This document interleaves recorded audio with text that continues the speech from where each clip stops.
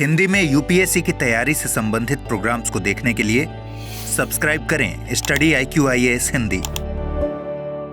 नमस्कार दोस्तों, study IQ-IAS Hindi में आप सभी लोगों का बहुत बहुत स्वागत है। मेरा नाम है मनीष श्रीवास्तव। आज मैं जिस विषय पर चर्चा करने वाला हूं वो है सोशल मीडिया फ्रेगमेंटेशन की।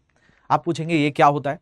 तो सोशल मीडिया पर एक तरीके से एक बंटवारा हो जाना, अलग अलग प्लेटफॉर्म्स पर लोगों का रुझाव बढ़ना, ये घटना एक आम तरीके की है, क्योंकि जिस तरीके से धीरे धीरे सोशल मीडिया यूजर्स बढ़ रहे हैं उनके साथ साथ ये घटना जुड़ती जा रही है कि आपके पास विकल्प हैं बहुत सारे। आज कोई व्यक्ति इंस्टाग्राम यूज कर सकता है, कोई फेसबुक यूज कर सकता है, स्नैपचैट यूज कर सकता है, ऐसे तमाम सारे विकल्प हैं। ऐसे ही माइक्रो ब्लॉगिंग वेबसाइट की बात करें जिसमें माइक्रो ब्लॉग्स लिख सकते हैं, जैसे ट्विटर की बात करें तो उस पर एक पलायन देखा जा रहा है। और ये पलायन क्यों हो रहा है, इसी के बारे में आज मैं चर्चा करने वाला हूं। इस शब्द की भी व्याख्या करेंगे जिसको कहा जाता है एक्सोडस। हालांकि इसको लिखा जाता है इस तरीके से एक्सोडस, लेकिन एलन मस्क चर्चा में चल रहे हैं। कब से? जब से यूएस में इलेक्शंस हुए हैं, यूएस के इलेक्शंस के रिजल्ट्स आए हैं और डोनाल्ड ट्रंप की पार्टी जो है वो क्या हो गई है, सत्ता में आ गई है। तो डोनाल्ड ट्रंप जो कि एक रिपब्लिकन कैंडिडेट हैं, इन्होंने घोषणा भी करी कि वो एक नया विभाग बनाएंगे अमेरिका के अंतर्गत। नया पोर्टफोलियो है जिसको DOGE कहा जा रहा है, department of government efficiency. Efficiency का मतलब होता है कि भाई कितने बेहतर तरीके से कोई सरकार काम करती है, दक्षता की बात करते हैं। तो डोनाल्ड ट्रंप ने घोषणा करी कि जो ये आपका DOGE है, डिपार्टमेंट ऑफ गवर्नमेंट एफिशिएंसी है, इसको दो लोग संभालेंगे, एक विवेक रामस्वामी संभालेंगे और दूसरे एलन मस्क संभालेंगे। हाँ, एलन मस्क ने ट्विटर को कुछ सालों पहले खरीदा था और ट्विटर में परिवर्तन भी किए थे और इसका नाम एक्स रख दिया था। और उसी समय जब ट्विटर का नाम बदला गया था तो जैक डॉर्सी ने एक नया प्लेटफॉर्म शुरू किया था जिसका नाम था ब्लू स्काई। क्योंकि उसमें आपने देखा था ट्विटर में एक चिड़िया हुआ करती थी, लेकिन अब जो है ये एक्स साइन देखने मिलता है। तो जब से ये डोनाल्ड ट्रंप इलेक्शन जीते हैं, यानी रिपब्लिकन पार्टी सत्ता में आई है, तब से बहुत सारे अमेरिका में यूजर्स हैं जो ट्विटर चलाते थे, यानी वर्तमान में उसको एक्स कहा जाए, तो एक्स के जो यूजर्स थे उनमें यह घटना देखने मिल रही है जिसको एक्सोडस कहा जा रहा है। आप कहेंगे ठीक है सर, ये समझ में आ गया कि आप ये कहना चाह रहे हो कि डोनाल्ड ट्रंप के इलेक्शन के जीतने से लोग एलन मस्क का प्लेटफॉर्म छोड़ रहे हैं। तो भाई ऐसी क्या वजह है कि इसको छोड़ना पड़ रहा है? और ये एक्सोडस का अर्थ क्या होता है? तो एक्सोडस का अर्थ पहले आप लोग समझ लीजिए, इसको कहा जाता है पलायन। जैसे भारत के अंतर्गत आप एक विषय पढ़ते हैं कश्मीरी पंडितों का, तो कश्मीरी पंडितों का भी एक्सोडस हुआ था, उन्हें कश्मीर छोड़कर जाना पड़ा था, पलायन करना पड़ा था। उस समय कुछ ऐसी गतिविधियां वहां पर थी। लेकिन यहां पर हम एक्सोडस की जो बात कर रहे हैं ये सोशल मीडिया हैंडल्स पर है। लोग एक्स को छोड़ रहे हैं, थ्रेड को ज्वाइन कर रहे हैं, एक्स को छोड़ रहे हैं और ब्लू स्काई का ज्वाइन कर रहे हैं। तो ऐसा क्यों हो रहा है, लोगों ने ऐसा स्टेप क्यों लिया है, इस चीज को थोड़ा सा हम आकलन करेंगे। तो सेशन आखिरी तक देखिएगा, कुछ नई चीज आपको जरूर पता चलेगी। यहां पर अगर हम फॉर्च्यून की एक रिपोर्ट की बात करें तो मैंने एक फॉर्च्यून का एक आर्टिकल लिया है, इसमें बताया गया है कि people are fleeing Elon Musk X for thread and Bluesky. देखिए ये जो थ्रेड है, ये मेटा नाम की जो कंपनी है, मार्क जकरबर्ग का नाम सुना है आपने? तो मार्क जकरबर्ग की जो कंपनी है, इसी के पास आज की डेट में फेसबुक की पेरेंट कंपनी हो गई, इंस्टाग्राम ये मार्क जकरबर्ग का है।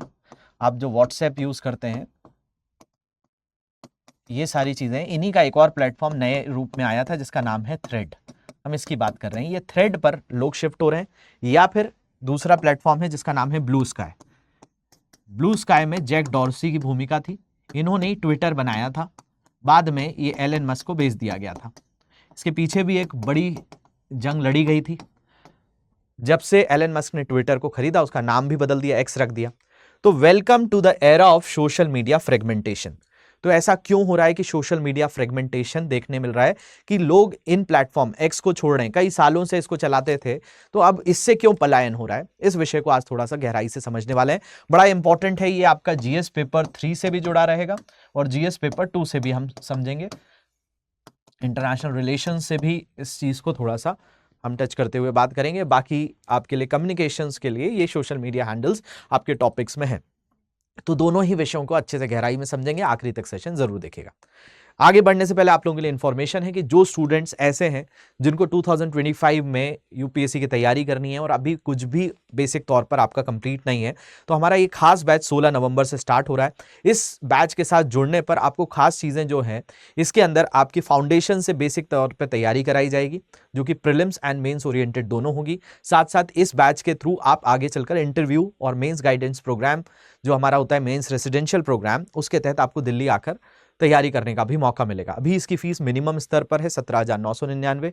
मनीष लाइव कोड यूज करके आप एनरोल कर सकते हैं। इसके अलावा जो स्टूडेंट्स ऑलरेडी 2025 के लिए प्रॉपर प्रिपरेशन कर चुके हैं और जिनको एक क्विक रिवीजन करना है, जल्दी से रिवाइज करना है, तो उनके लिए हमारा सक्सेस इन प्रीलिम्स प्रोग्राम होता है SIP प्लस। ये 2025 का प्रोग्राम जो है, इसकी क्लासेस 15 नवंबर से स्टार्ट हो गई हैं, तो इसमें आप अभी भी एनरोल कर सकते हैं। मनीष लाइव कोड यूज करके आप इसमें एनरोल कर पाएंगे। 5,999 इसकी फीस रहेगी, तो इसमें आसानी से आप एनरोल करके सारे प्रीलिम्स के सब्जेक्ट्स को टारगेट कर सकते हैं, CSAT इंक्लूडिंग। अधिक जानकारी के लिए ये मेरा सोशल मीडिया हैंडल है Manish Srivastava GS, Instagram ID है, इस पर आप क्वेश्चंस पूछ सकते हैं। लेक्चर्स की PDF और बाकी चीज़ों के लिए आप M27 श्रीवास्तव, इसको, ये मेरा टेलीग्राम ग्रुप है, इसको भी ज्वाइन कर सकते हैं। चलिए हम मुद्दे पर आते हैं। जो हमारी बात हो रही है कि भाई एलन मस्क ने बहुत बड़े लेवल पर कैंपेन किया, किसके लिए? डोनाल्ड ट्रंप के लिए। देखिए, अमेरिका में दो पार्टियां हैं, एक पार्टी का नाम है रिपब्लिकन पार्टी और दूसरी पार्टी है डेमोक्रेटिक पार्टी। तो दोनों पार्टियों के अंतर्गत विचारधाराओं में भी परिवर्तन है और इनके समर्थक भी अलग अलग हैं और राज्य भी अलग अलग हैं। तो अब अमेरिका की राजनीति को थोड़ा सा समझने के लिए हम यहां पर इस विषय को समझते हैं। ये एक कैंपेन की फोटो है जिसमें एलन मस्क आपको दिख रहे हैं डोनाल्ड ट्रंप के लिए कैंपेन करते हुए। जैसे हमारे यहाँ रैलियां होती हैं, तो उन चुनावी रैलियों में आप देखते हैं कि कई लोगों को शामिल किया जाता है। तो ऐसी क्रम में डोनाल्ड ट्रंप के लिए प्रचार प्रसार बहुत बड़े स्तर पर किसने किया? एलन मस्क ने किया। कहाँ किया? तो फिजिकल रैलियों में भी किया और सोशल मीडिया के जरिए भी किया। बताया जाता है 900 करोड़ से ज्यादा इन्होंने पैसा लगाया रिपब्लिकन के चुनाव के प्रचार प्रसार में। तो अब इससे क्या दिक्कत है? अमेरिका की जनता क्या किसी व्यक्ति को क्या चुनाव प्रचार करने के लिए कोई भी तरह से विरोध करती है? ऐसे तो हर देश के अंतर्गत चुनाव प्रक्रिया होती है और चुनावी रैलियां होती हैं, चुनाव में प्रचार प्रसार किया जाता है। तो इसमें क्या गलती है और इसको लेकर लोगों के बीच में इस तरह की मानसिकता क्यों आ रही है? तो इस चीज को थोड़ा समझते हैं। देखिए, अमेरिका में 3 तरह के राज्य बताए जाते हैं। एक राज्य है जिनको बताया जाता है कि डेमोक्रेट्स के सपोर्टर होते हैं। कुछ राज्य होते हैं जो रिपब्लिकन के सपोर्टर्स रहते हैं। इसका मतलब क्या है? तो जैसे हर देश के अंतर्गत कुछ बड़ी बड़ी पॉलिटिकल पार्टीज होती हैं, वैसे ही अमेरिका में 2 बड़ी पॉलिटिकल पार्टीज हैं। एक है डेमोक्रेटिक पार्टी और इस डेमोक्रेटिक पार्टी से ही अभी जो बाइडेन राष्ट्रपति है। मैं इनमें नाम बताऊं आपको, जो बाइडेन से पहले बराक ओबामा इसी से थे, बिल क्लिंटन का नाम आता है, और जो ये रिपब्लिकन पार्टी है इसी से डोनाल्ड ट्रंप राष्ट्रपति रहे। इससे पहले जॉर्ज बुश की बात करें,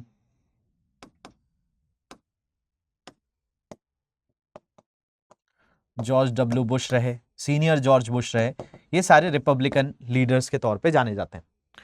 अब अमेरिका में जो राज्य हैं वहां पर एक विचारधारा है जहां पर आउटसाइडर्स लोग ज्यादा हैं।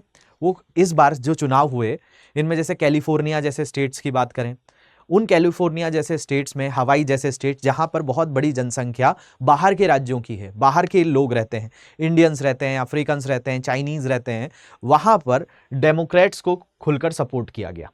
और जहां जहां जैसे कई स्टेट्स आपको सदर्न जो USA है उनके स्टेट्स में देखा जाए, तो वहां पर रिपब्लिकन को सपोर्ट किया गया। तो इन स्टेट्स को red states and blue states के नाम से जाना जाता है।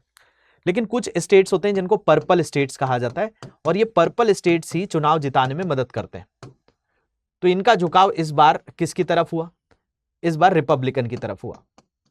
लेकिन ऐसा कोई कह दे, देखिए अभी राष्ट्रपति यहां पर आपको भले जो बाइडन देखने मिल रहे हो, लेकिन जो बाइडन ने प्रेसिडेंशियल शिप्स जो पोस्ट थी उससे ये कहा था कि वो इस चुनाव में नहीं लड़ेंगे।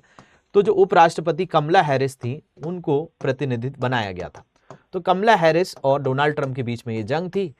कमला हैरिस को फाइनली इसमें जो बहुमत था वो नहीं मिल पाया, डोनाल्ड ट्रंप को मिला। अब डोनाल्ड ट्रंप के प्रचार प्रसार में एलन मस्क ने भी कोई कमी नहीं छोड़ी और बताया जाता है कि 900 करोड़ के आसपास एलन मस्क ने इसमें राशि लगाई। तो फिर वही बात होती है कि आप सारे लोग मुझसे कह सकते हैं कि सर ठीक है ना, चुनाव प्रक्रिया में तो पैसा खर्च होता है, भारत में होता है तो अमेरिका है, उसकी अर्थव्यवस्था तो हमसे काफी आगे, वो दुनिया की सबसे बड़ी अर्थव्यवस्था है, तो वहां के चुनाव तो और महंगे होंगे। तो भाई लोगों को इससे दिक्कत नहीं है कि चुनावी प्रचार में पैसा खर्च किया गया। प्रॉब्लम यह है कि एलन मस्क ने अपना जो प्लेटफॉर्म है एक्स, इसका प्रयोग इसलिए किया कि इसमें छवि जो है वो डोनाल्ड ट्रंप की बेहतर तौर पे बने। अब इस पर भी कई लोगों का सवाल हो सकता है, सर इससे क्या फर्क पड़ता है, भारत में भी तो कई सोशल मीडिया चैनल्स के ऊपर अलग अलग पार्टीज जो है अपना चुनाव प्रसार करती हैं, कहीं पे कांग्रेस करती है, कहीं बीजेपी करती है, कहीं आम आदमी पार्टी करती है, कहीं समाजवादी पार्टी करती है, तो ऐसे यूएसए में भी चल रहा है। लेकिन अगर मान लिया जाए कि ऐसा प्लेटफॉर्म, एक ऐसा प्लेटफॉर्म जिसकी ओनरशिप ऐसे व्यक्ति के पास हो जो एक खास पार्टी को सपोर्ट कर रहा हो, जैसे आज मान लिया जाए इंस्टाग्राम पर पेड एड्स का एक चलन है कि भाई अलग अलग जो इंस्टाग्राम पेजेस हैं वो अलग अलग पार्टियों से पैसा लेते हैं और उनके एड्स को दिखाते हैं, उनकी वाहवाही को दिखाया जाता है। अब इसका असर जो है उनको देखने वाले लोगों पर तो पड़ता ही है, इन्फ्लुएंसर्स पर तो पड़ता ही है, क्योंकि आज की डेट में सोशल मीडिया एक इन्फ्लुएंस कर रहा है। लेकिन अगर मान लिया जाए एक पूरा का पूरा प्लेटफॉर्म जो काफी पुराना हो, जिस पर बहुत सारे यूजर्स हों, उस पर एक ही पार्टी का पूरा दबदबा होगा, तो यहां पर जो ट्रांसपेरेंसी है, जो पारदर्शिता है, वो समाप्त होती हुई नजर आएगी। तो कई लोगों ने कहा कि भाई एक्स जो है वो बहुत ज्यादा टॉक्सिक हो गया है और इसमें एलन मस्क ने पूरी तरह से डोनाल्ड ट्रंप को इस प्रचार प्रसार में एक तरफा इसमें उनका प्रचार किया है। अब क्या होता है, कई बार नेगेटिव पब्लिसिटी भी की जाती है। नेगेटिव पब्लिसिटी का बहुत ज्यादा फर्क पड़ता है। जैसे आप मान लिया जाए इंस्टाग्राम पे आजकल बहुत चलन है, जैसे हरियाणा में चुनाव हुए, छत्तीसगढ़ में चुनाव हुए, राजस्थान में चुनाव हुए, मध्य प्रदेश में चुनाव हुए, तो पहले क्या था कि चुनावी रैलियां होती थी, पोस्टर्स बंटवाए जाते थे, अलग अलग ग्रामीण क्षेत्रों में तरीका होता था कि भाई चुनाव की प्रचार प्रसार किया जाए। लेकिन अब नया टूल आ गया है सोशल मीडिया। अब सोशल मीडिया पेजेस पर मीम्स के जरिए किसी पार्टी को ट्रोल किया जाता है और ये आप आए दिन देखते रहते होंगे, आप सारे लोग सोशल मीडिया पर एक्टिव होंगे, तो कई बार ऐसे पोस्ट को वहां पर दिखाया जाता है जो वास्तविक उस पार्टी का मैनिफेस्टो नहीं है। तो उससे क्या होता है, लोगों में छवि ऐसी बनती जाती है कि अच्छा ये पॉलिटिकल पार्टी ये कर रही है, ये उनके ऑफिशियल हैंडल से नहीं आया, कोई तीसरा पेज कर रहा है। हो सकता है उन्होंने कुछ देर उसको दिखाया और उसके बाद उसको डिलीट कर दिया। तो ऐसे ही आरोप लगे एलन मस्क के एक्स के ऊपर कि इन्होंने डोनाल्ड ट्रंप की छवि को बहुत अच्छा दिखाया कि भाई एकदम महिमा मंडन किया, और दूसरी तरफ रिपब्लिकन जो डेमोक्रेटिक पार्टी के जो प्रतिनिधि थे कमला हैरिस को लेकर, उनके कई सपोर्टर्स को लेकर ऐसे ऐसे पोस्ट को यहां पर अपलोड किया गया, जिससे लोगों के अंतर्गत ये मानसिकता जाए कि अगर डेमोक्रेटिक पार्टी आएगी तो डेमोक्रेटिक पार्टी भाई अमेरिका की जनता के लिए काम नहीं करेगी, बाहर के लिए काम करेगी। तो इस तरीके से एक पूरा माहौल बनाकर इन्होंने एक इलेक्शन कैंपेन यूज किया। तो इसको लेकर जो बड़े बड़े लोग हैं वो अब क्या कर रहे हैं, जो बड़े इन्फ्लुएंसर्स हैं जो सोशल मीडिया का प्रयोग करते थे, वो अब क्या कर रहे हैं, ट्विटर को छोड़ रहे हैं, एक्स को छोड़ रहे हैं और दूसरे प्लेटफॉर्म्स को ज्वाइन कर रहे हैं। यही एक सबसे बड़ा अपडेट आया है। और इसमें जो दो प्लेटफॉर्म सबसे ज्यादा यूज किए जा रहे हैं वो है ब्लू स्काई। देखिए ब्लू स्काई को जोड़ने का मतलब यह है कि ब्लू स्काई भी वैसा ही है जैसा एक्स था, यानी ट्विटर था। ये माइक्रो ब्लॉगिंग ही है। माइक्रो ब्लॉगिंग का मतलब होता है आप बड़े बड़े ब्लॉग्स लिखो, लेकिन जब छोटे ब्लॉग्स लिखते हैं, जैसे ट्विटर में वर्ड लिमिट होती है कि आप 4-5 लाइन में अपना संदेश लिखकर कुछ इमेजेस शेयर करके पहुंचा देते हैं। तो इसी तरीके से जैक डॉर्सी ने क्या बनाया था, ट्विटर बनाया था। जब जैक डॉर्सी ने ट्विटर को बेच दिया तो एलन मस्क ने ट्विटर की आइडेंटिटी को ही खत्म कर दिया। जो एक चिड़िया थी उसका सिंबल बदल दिया, एक्स से उसको परिवर्तित कर दिया। तब इन्होंने ब्लू स्काई, उस चिड़िया को एक खुले आसमान में ले जाने के लिए एक तरीके की पहल की थी। उस समय भी कई लोगों ने ज्वाइन किया था, लेकिन जब से ये चुनाव के रिजल्ट्स आए हैं तब से तेजी से ब्लू स्काई को भी ज्वाइन किया जा रहा है। और दूसरा है फेसबुक या मेटा का एक और प्रोडक्ट जिसका नाम है थ्रेड। इस थ्रेड पर भी बहुत तेजी से लोगों ने इसको ज्वाइन किया है। तो इसकी वजह जो मैंने बताई कि चुनाव में जो पारदर्शिता लोगों को कम लगी, दूसरा एलन मस्क ने अपने ही प्लेटफॉर्म का अब मान लिया जाए कि सरकार कल की डेट में, इसको इस उदाहरण से समझते हैं, जैसे भारत सरकार है, भारत सरकार 2029 में चुनाव से पहले मान लीजिए 2027-28 में इंस्टाग्राम या फेसबुक के ही किसी पेज को खरीद ले भारत सरकार। अब भारत सरकार उसमें अपने ही जो प्रचार प्रसार है, अपनी योजनाओं को बहुत बढ़ा चढ़ाकर दिखाए, तो उसका फर्क तो पड़ेगा, क्योंकि अभी तक जो प्लेटफॉर्म है वो तो एक तरीके से ऐसा है कि जिसने पैसा लगाया, जिसने एड्स दिखाए, उसी के एड्स आएंगे, और ये सारी पार्टियां करती हैं, तो सारी पार्टियां कर रही हैं तो सबके पास मौका है। लेकिन अगर उसकी ओनरशिप, उसकी पूरी की पूरी जो मालिकाना हक जिस पार्टी के पास चला जाएगा, तो वो अपना उसमें एक तरीके से जो प्रयोग करेगा, उसमें कहीं पर भी बैलेंस नहीं हो पाएगा, संतुलन नहीं हो पाएगा, पारदर्शिता, ट्रांसपेरेंसी का अभाव हो जाएगा। यही लोगों ने महसूस किया अमेरिका के चुनाव के अंतर्गत। इस कारण एक बहुत बड़ा पलायन देखने मिल रहा है एक्स से। कहां पर? तो एक्स से ये यूजर्स दूसरे प्लेटफॉर्म्स पर जा रहे हैं। तो अभी इतने सारे ऑप्शंस भी हैं। अगर हम यूजर्स के अनुसार बात करें, आज इंटरनेट का ये आलम है। एक डेटा देखिए, यहां पर आपको समझने आएगा कि कितना बड़ा सोशल मीडिया आज की डेट में इन्फ्लुएंस का काम कर रहा है। यहां पे बताया जा रहा है कि 98% लोग जो हैं वो क्या करते हैं, एक महीने के अंतर्गत, मतलब एक महीने का ये डेटा दिया हुआ है कि एक माह के अंदर 98% लोग बार बार अपना मोबाइल फोन या फिर कोई भी सोशल मीडिया को चेक करते हैं कि उनको किसी ने मैसेज किया है या नहीं, जितने भी यूजर्स हैं।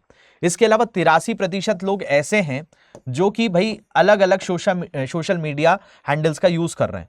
मतलब हो सकता है कि भाई 100 यूजर्स मोबाइल फोन चलाते हैं, तो उनमें 98% ऐसे हैं जो अपने नोटिफिकेशंस वगैरह को चेक करते हैं सोशल मीडिया पर।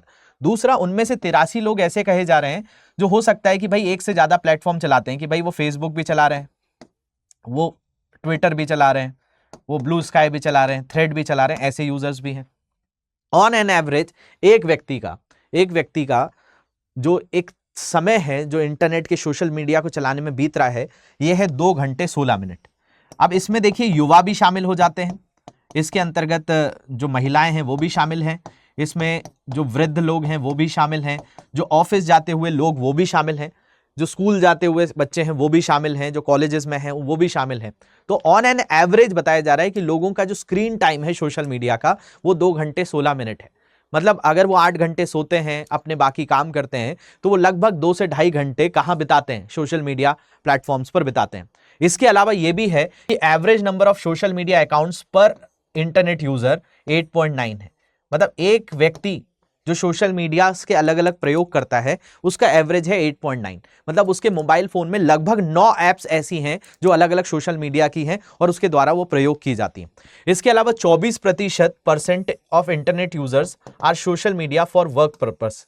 यानी अगर हम बात करें 100 लोगों की, तो 100 लोग में से सिर्फ 24 लोग ही ऐसे हैं जो सोशल मीडिया का इस्तेमाल इसलिए करते हैं ताकि उनके ऑफिसेस का काम हो सके। यानी उनको जो भी उनके कार्य क्षेत्र है वहां पर उन प्लेटफॉर्म को यूज करना पड़ता है।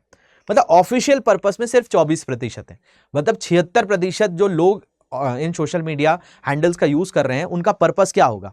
तो इससे पता चलता है कि भाई वो एंटरटेनमेंट के लिए कर रहे हैं, अपना समय बिताने के लिए कर रहे हैं। तो धीरे धीरे हमारी जो समय सीमा है वो सोशल मीडिया पर ज्यादा बीत रही है, हम उनको ज्यादा वहां पर समय व्यतीत कर रहे हैं। और जब हम ज्यादा समय व्यतीत कर रहे हैं तो इलेक्शन कैंपेन्स में अब हो सकता है कहीं चुनावी रैली हुई, अब चुनावी रैली में लोग नहीं पहुंच पाए, लेकिन सोशल मीडिया के जरिए तो उस राजनीतिक पार्टी ने अपना संदेश वहां तक पहुंचा दिया। तो ये एक मोमेंटम, एक शिफ्ट होता हुआ नजर आ रहा है। तो इसी को लेकर पिछले सप्ताह जब से डोनाल्ड ट्रंप की चुनावी जीत हुई है, उसके तुरंत बाद एक नया कैंपेन देखने मिल रहा है जिसमें एक्स छोड़ने वाले लोगों के अलविदा संदेशों की बाढ़ शुरू हो गई है।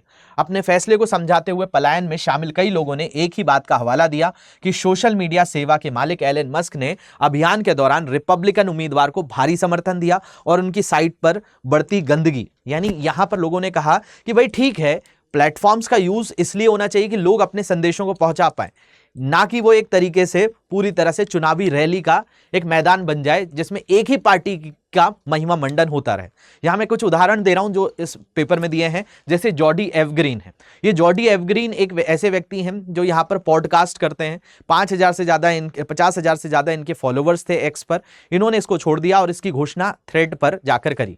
इसके अलावा स्टीफन किंग्स अमेरिका के अंतर्गत एक बहुत ही प्रमुख लेखक है और सक्रिय एक्स उपयोग करता है। मतलब एक्स का यूज करते हैं, ट्विटर के जरिए बहुत सारी चीजें अपने संदेशों को लोगों तक पहुंचाते हैं।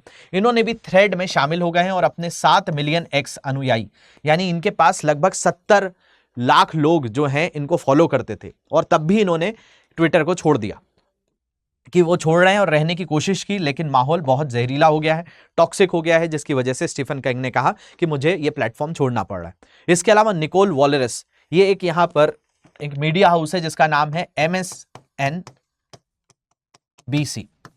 तो एक्स पर 1 मिलियन 10 लाख से ज्यादा फॉलोवर हैं, किनके? MSNBC के, जिनमें निकोल वॉलरस हैं। ये एंकर हैं। निकोल वॉलरस ने लाइव टीवी पे कहा कि उन्होंने आत्मरक्षा के कार्य के रूप में आज ट्विटर को हटा दिया है। और ट्विटर को छोड़ने के ये तो मैंने आपको कुछ उदाहरण दिए हैं, ऐसे बड़े लेवल पर यहां पर ये देखने मिल रहा है। तो यहां से हमें 2 चीजें जरूर सीखने मिलती हैं कि एक तो यूएस के अंतर्गत जो लोग हैं वो अगर सरकारों के द्वारा कोई मनमानी की जाए, चाहे वो वर्तमान सरकार हो या आने वाली सरकार हो, उसको लेकर काफी मुखर है और विरोध वो सीधे तौर पर दर्शाते हैं। और ये विरोध एक बड़े स्तर पर एक्स को छोड़ने के कारण देखने मिल रहा है। और इस चीज से यहां पर जैसे हम जब बात करते हैं डेमोक्रेटिक वैल्यूज की, कि किसी भी देश के अंतर्गत जो लोकतंत्र है, उस लोकतंत्र के अंतर्गत लोगों को बोलने का अधिकार है, और इस तरीके से कि भाई इलेक्शंस जो हैं उनमें एक ट्रांसपेरेंसी होना बहुत आवश्यक है।